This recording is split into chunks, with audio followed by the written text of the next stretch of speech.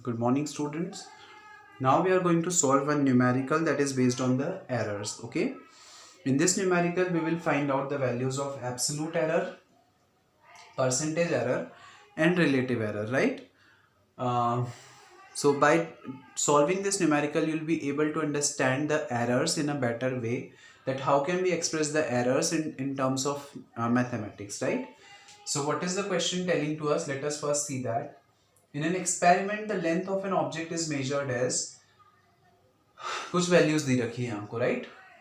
एक एक्सपेरिमेंट आपने परफॉर्म किया और उस एक्सपेरिमेंट को परफॉर्म करने में एक ऑब्जेक्ट की लेंथ आपने मेजर की और आपको 6 बार अलग अलग वैल्यूज मिली, राइट? आपने 6 बार उस एक्सपेरिमेंट को परफॉर्म किया और आपको 6 बार अलग अलग कुछ वैल्यूज मिली एंड हमने वो सारी वैल्यूज नोट कर ली। अब हमको क्या निकालना है? Find the mean length. सबसे पहले तो हमको मीन निकालना है इन सभी का, उसके बाद हमको एब्सोल्यूट एरर निकालना है और परसेंटेज एरर निकालना है। क्वेश्चन में आपसे पूछा है percentage error, right? But we know that जब हमसे परसेंटेज एरर के बारे में पूछा जाता है तो basically percentage error is what? Relative error into 100%, right? इसका मतलब परसेंटेज एरर निकालने के लिए पहले मुझे क्या पता होना चाहिए? Relative error. So we will solve it one by one. Okay. Now first of all, let us write that what is given to us in the question. सबसे पहले हम लिख लेते हैं कि हमारे पास क्वेश्चन में गिवन क्या क्या चीजें हैं, राइट? हमारे पास टोटल 6 वैल्यूज गिवन है। a1 is equal to 2.55, a2 is equal to 2.51, a3 is equal to 2.49, a4 is equal to 2.56, a5 is equal to 2.48, a6 is equal to 2.58। आपके पास आपने एक एक्सपेरिमेंट परफॉर्म किया जिसको परफॉर्म करने के बाद आपको 6 अलग अलग वैल्यूज मिली। सबसे पहले आपसे क्वेश्चन में पूछा है मीन लेंथ। हमको पता है कि हम मीन कैसे निकालते हैं। a mean is equal to sum of all the observations divided by total number of observations.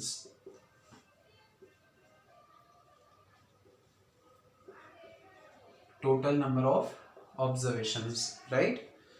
तो सबसे पहले हमको न्यूमरेटर के लिए क्या लिखना पड़ेगा? सारी ऑब्जर्वेशंस का सम।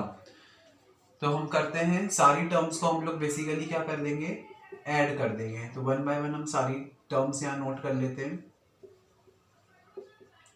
2.56 plus 2.48 plus 2.58 divided by total कितनी टर्म्स हैं? 6, right? So total number of observations में आ जाएगा 6। Now we can add, we have to add all these terms. So 8 2 16,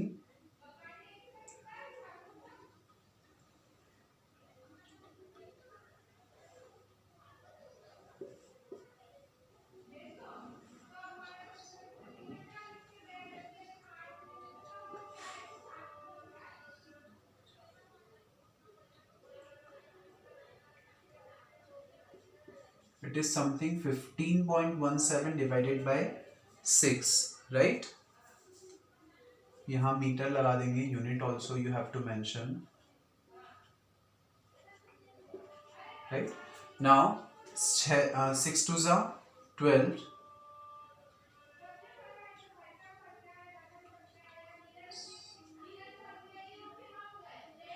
24, 6 5 30, 6 दूनी 12, 13 14 15 16 17 6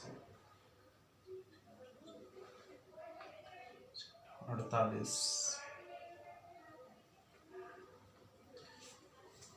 जब आप इनको डिवाइड करेंगे तो you will get something 2.5283, okay? You will get 2.5283 metre. Now students, by the principle of rounding off we know that या by the principle of significant figures we know that question में आपको जो minimum number of significant figures होते हैं उसी में आपको अपने आंसर को राउंड ऑफ करना होता है, राइट? तो as we can see that कि यहाँ पे डेसिमल के बाद केवल 2 नंबर्स हैं, तो आपको इस आंसर को भी इस तरीके से राउंड ऑफ करना पड़ेगा कि डेसिमल के बाद केवल 2 नंबर्स हों, right. So what will be the value of A mean, यहाँ पे हमको डेसिमल के बाद 2 वैल्यूज चाहिए, मतलब बेसिकली हमको इस 2 को राउंड ऑफ करना है। हमने चेक किया 2 के बाद वाला नंबर, 2 के बाद वाला नंबर क्या है 8, राइट। तो जब हमने 2 के बाद वाला नंबर चेक किया, since that number is greater than 5, so what do we do, इस 2 को हम 1 से इंक्रीज कर देंगे और हमारा ए मीन की वैल्यू आ गई 2.53, right. Now we can write here that A mean is equal to 2.53 metre, right. तो हमने बेसिकली एक पार्ट तो सॉल्व कर लिया, दैट इज हमने मीन लेंथ निकाल ली। अब हमको क्या निकालना है,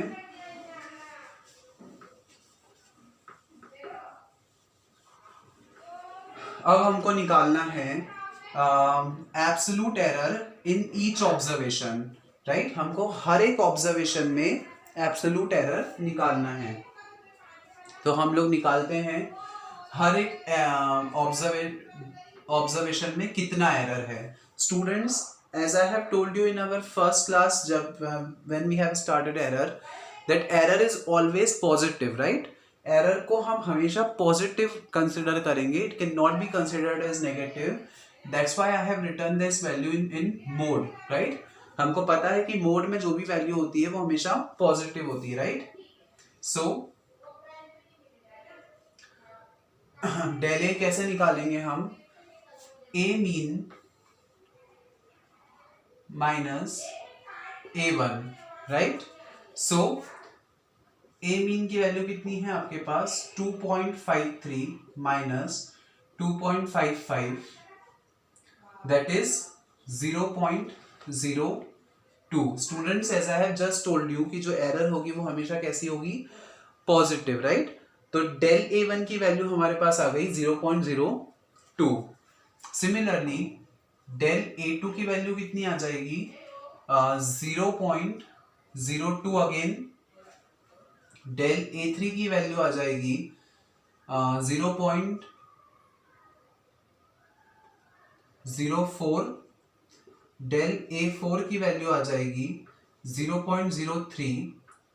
डेल A5 की वैल्यू आ जाएगी 0.05 एंड डेल A6 की वैल्यू आ जाएगी 0.005, right? So in this way we have calculated the absolute error in all the terms individually, right? हमने क्या किया, हर एक टर्म्स में जितना absolute error है उसको हमने कैलकुलेट कर लिया, राइट।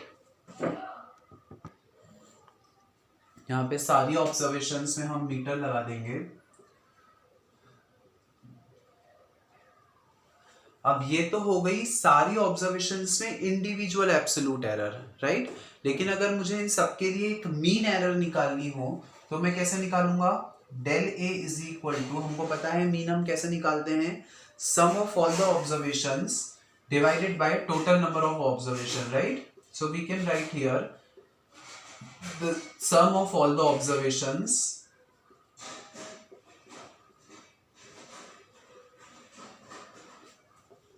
और total number of observation हमारे पास है 6, right?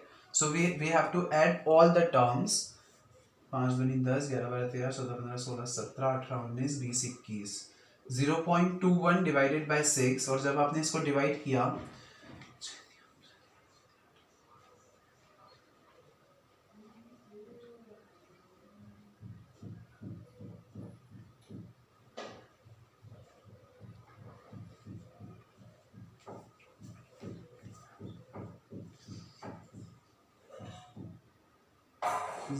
जब आप इसको सॉल्व करेंगे तो आपका आंसर आएगा 0.035, राइट, 0.035 मीटर। नाउ हमारे पास डेल ए की भी वैल्यू आ गई and that is del A is equal to 0.035 metre. Now this is basically the actual absolute error, या we can say that the mean value of all the absolute errors. Okay, तो अभी तक हमने क्या निकाल लिया है, एब्सोल्यूट एरर हमने निकाल लिया है. अब बेसिकली हमको परसेंटेज एरर निकालना है, और परसेंटेज एरर निकालने के लिए पहले हमको रिलेटिव एरर निकालना पड़ेगा, राइट. तो अब हम देखते हैं रिलेटिव एरर क्या हो जाएगा.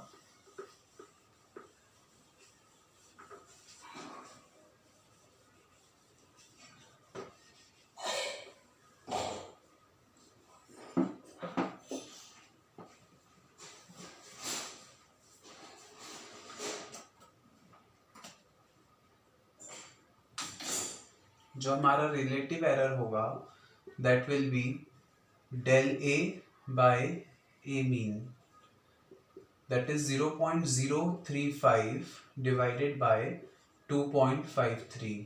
जब आप इनको सॉल्व करोगे तो you will get the value of relative error. Okay, now अब हमको निकालना है percentage error. Percentage error is basically relative error into 100%. Okay, relative error को सॉल्व करके हमारे पास जो वैल्यू आएगी that will be 0.0138, right.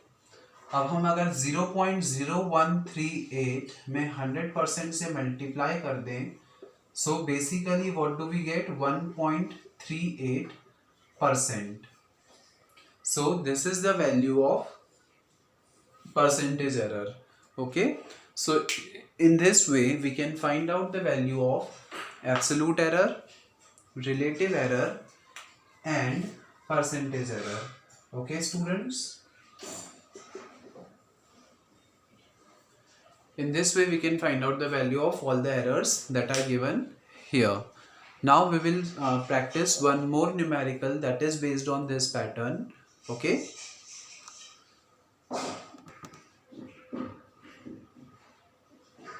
now here is the second question, which states that in an experiment the time period of simple pendulum is measured as.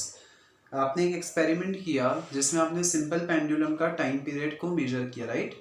और जब आपने उस time period को मेजर किया तो आपके पास 5 अलग अलग वैल्यूज आई, and that values are 2.63, 2.56, 2.42, 2.71 and 2.80 seconds. Okay, हमको क्या क्या निकालना है, mean time period of simple pendulum. उस सिंपल पेंडुलम का हमको मीन टाइम पीरियड निकालना है. Then the absolute error in each observation, हर एक ऑब्जर्वेशन में जो एब्सोल्यूट एरर आया that we have to calculate. Then the relative error in the measurement and the last one is percentage error. तो हमको ये सारी चीजें कैलकुलेट करनी है, राइट. वन बाय वन देखते हैं. सबसे पहले तो हम सारी ऑब्जर्वेशंस की वैल्यू यहाँ पे लिख लें कि हमको क्वेश्चन में गिवन क्या है, right. So A1 is equal to 2.63 second, then 2.56 second, then 2.42 seconds, 2.71 seconds and 2.80 seconds. Okay? So सबसे पहले हमको जो बोला है मीन निकालने के लिए, तो हम निकाल लेते हैं A का mean. Now again I am not writing the formula here because you guys already know the formula. So हम directly values put कर देते हैं.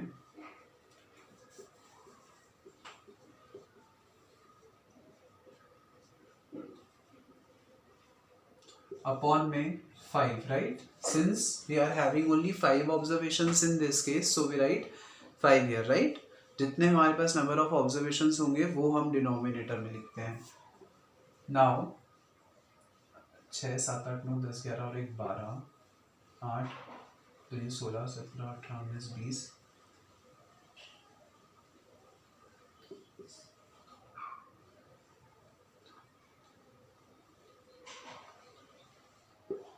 (13.12 divided by 5).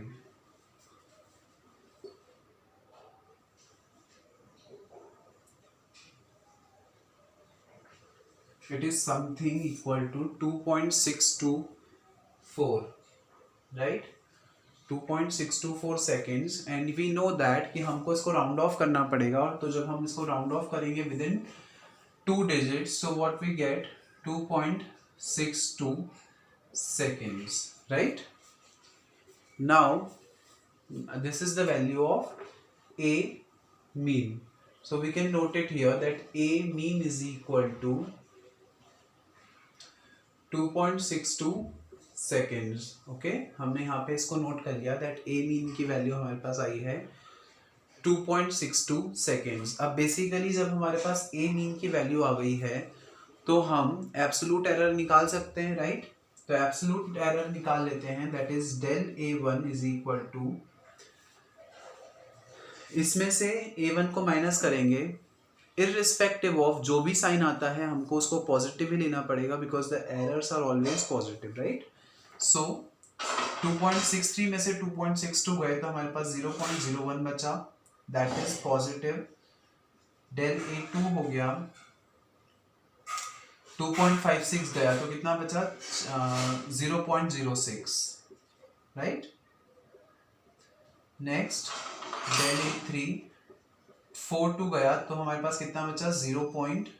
2.42.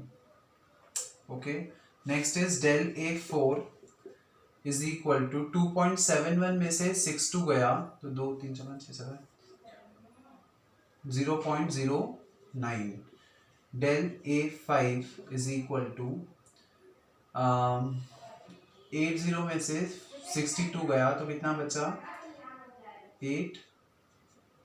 0.18. So basically this is the value of absolute error, that is 0.01 seconds, 0.06, 0.20, then 0.09 and 0.18. ये आ गई हमारे पास values absolute error की कि individually हर एक ऑब्जर्वेशन में कितना एब्सोल्यूट एरर आया. ओके, नाउ अब अगर हम यहाँ पे अब हमको क्या करना पड़ेगा? इस डेल ए का मीन निकालना पड़ेगा, राइट? कि इंडिविजुअली तो हमको पता चल गया, बट अगर हम इन टोटल कैलकुलेट करें तो टोटल एब्सोल्यूट एरर कितना होगा? That we have to see that del A is equal to 0.01 plus 0.06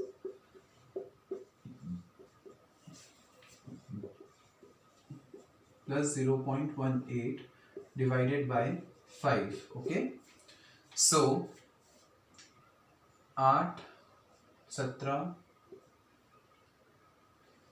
24 2 1 3 4 5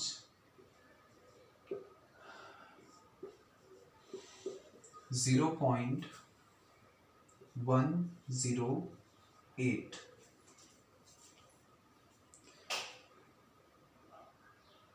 0.108 आ गया आपका डेल ए की वैल्यू, राइट? तो इसको भी हम यहाँ नोट कर लेते हैं कि जो हमारा एक्चुअल एब्सोल्यूट एरर आया है, मतलब मीन वैल्यू ऑफ सारे एब्सोल्यूट एरर्स की जो हमारे पास वैल्यू आई है दैट इज 0.18 सेकेंड्स, राइट? जितने भी हमारे एब्सोल्यूट एरर्स निकले थे हमने उन सब का मीन कैलकुलेट कर लिया और उसकी जो value I that is 0.18 seconds. Now हमने एब्सोल्यूट एरर निकाल लिया, मीन वैल्यू निकाल ली, अब हमको क्या निकालना है? Relative error, right? So relative error का हमारे पास फॉर्मूला होता है that relative error is equal to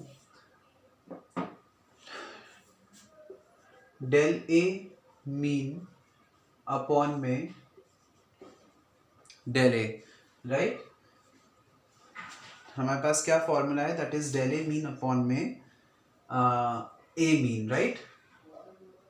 A mean. So we will put the values that is